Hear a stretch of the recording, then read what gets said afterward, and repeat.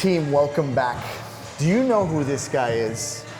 Gabriel Husu, from the good old days, Move, Lift, Live, managing Ghost Gym now. Dude, congratulations. Dude, you're doing awesome. And you got a competition coming up this weekend, so it's gonna be fantastic, I'm sure. Saturday, yeah. Luckily today I stole some of your time so that you can walk us through the pull-up hold. I was trying to think to myself, like, who could help me demonstrate this amazing feat? Because I can't do it right now. So I'm really glad that you were like, I got this. Yeah. Thank you. Thank you. So we're gonna talk about the pull-up hold. For those of you trying to get your first pull-up, this is a great place to start. And Gabriel's gonna walk us through it. All right, you wanna coach me on Let's do it. where we starting? Yeah. Pull-up top hold. Great variation if you're looking to work on your first pull-up. Because the problem for most people, they have two issues. They struggle to start the pull-up, and once they're strong enough to start the pull-up, they struggle to finish the second half.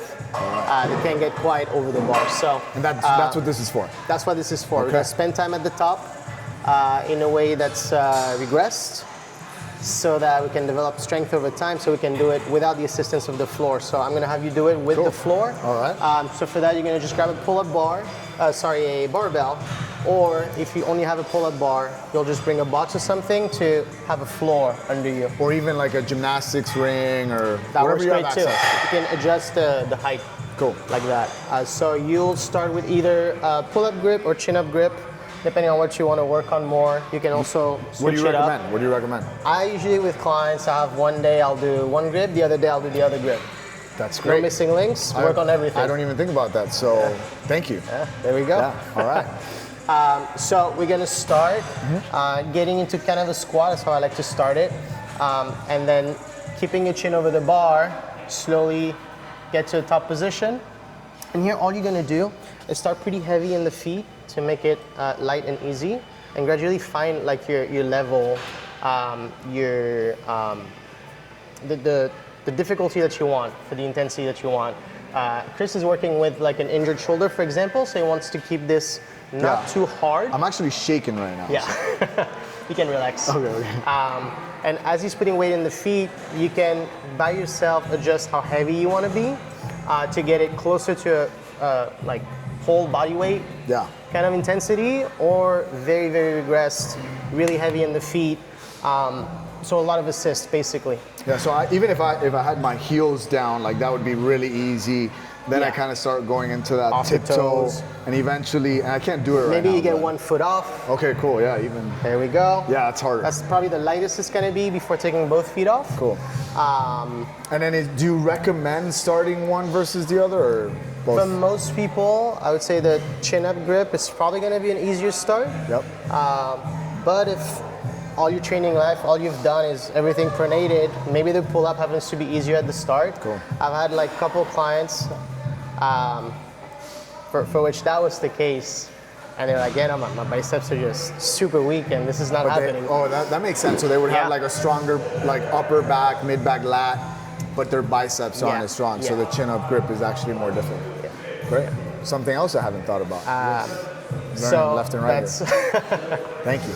So that's a good one. Cool. And then if that becomes too easy, then it's time to go to the pull-up bar. Beautiful. And you're gonna demo that for us? Feet off. I'll demo that for you. Cool. Here, let's pass this on to you. Awesome.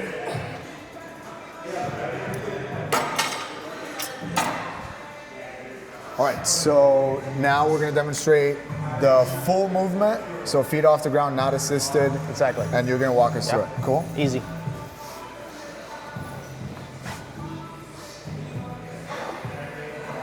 So here, if you're a little too short like me, grab a stool, easier to get started. You don't have to jump as much. If you're gonna have to jump a lot, you're probably gonna swing a lot. It's gonna be hard to get in that start position. So I like to start already over, or bring the stool almost over so I don't have to jump too high. And all I'm gonna do here is just hop with one calf, get myself over the bar, chin over the bar, and I'm just gonna hold here. Hold times usually vary between 10 and 30 seconds. And then from there, if you want, you can work on an eccentric. Yeah. With the eccentric, again, it's another way to work on the pull-up. If that's something you're trying to work on. Cool. It's definitely more advanced, I think. But if you're able to hold yourself at the top for a while already, probably strong enough to control your way down. So if you're trying to save time, that's a good pair for you to work on your pull-ups. Awesome. Yeah. I do have a question here. And I don't know if this is more like a CrossFit versus calisthenic style of pull-up, but most people have this question of whether you should be arching at the top or if you should be in a hollow body position. Do you recommend one over the other? Like I think your thoughts land there? Yeah, I think it's up to your goals. If you're working on the pull-up for the purpose of doing a muscle up eventually, then there's an argument to be made for the more hollow position. Okay. Well, with that grip actually, because to get over the bar, that's the position you're gonna have to get into to then transition and to that you're talking top about of the bar. a bar muscle up. A bar muscle up. Yeah. Okay, got it. If your goal is just to work on your upper back strength and working on that retraction strength at the top of the pull-up, let's say you want to work more mid-back, upper back, more bodybuilding style pull-up. Then more. I think there's a stronger argument to be more arched up at the top. Cool. Love that. Train both. Yeah. Honestly, if you're not sure, I wouldn't pick one forever just because. Yeah, mix it up. Whatever, mix it up. A little bit more variety. Yeah. So think it's like same movement pattern, but just these small changes, whether it's a grip position, the width position, the equipment that you're using, and then just getting really comfortable with holding that bottom position of the pull-up. Yeah. One other thing I would like to add is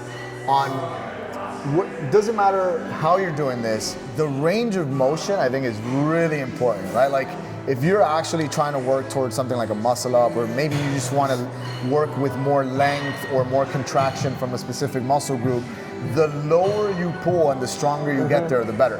One issue I see with a lot of clients is they get really good at pulling right here. I got my first pull up. And it's like you're right here, but the shoulder extends that much more, maybe even more if you go for that strict, really strict muscle up. So I think building that strength from the beginning, like don't wait till you got your first pull-up so that you can then start working on that full range of motion. That's something that you can start right away with. And one more thing, if you have time, Gabe, which of these machines, because if you've never been to Ghost Gym, they have every machine imaginable. This is more for like the bodybuilding, powerlifting peeps, but everyone is welcome. I see a kettlebell guy over here. I see another guy who just likes texting on his phone all day. Those exist too.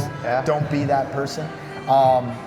Which of these machines would you recommend to like work on this same movement pattern? So lat pull downs are going to be great, whether it's cable or an actual machine pull down. Pick one. Give me one. What's your favorite go-to? My go-to, I like a pull down, like a cable pull down done the same way as you would do your pull up. So if you're working on your chin up, so supinated, I would do a pull down, lat pull down with the exact same grip.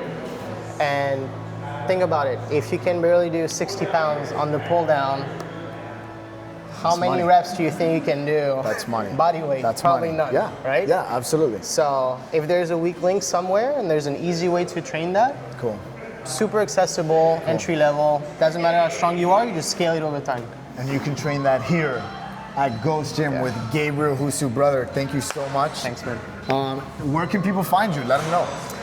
Instagram is probably the thing I use the most. I think my handle is just my first and last name, Gabriel Husu. And you also have online programming with? I do online programming with Kaizen Strength, also a weightlifting team, Olympic weightlifting team. We're trying to grow, so if you guys are interested, just definitely let me know. Like, comment, share, subscribe, follow this guy. I promise you're gonna learn so much just from following him. And thank you again, brother. It's so good to see you. I need to come here and start bodybuilding and look like this Dropping, guy. dude. So, Yeah. Come good on, stuff. man. Gabe, thank you so much. Thanks, guys, Chris. We'll see you on the next one.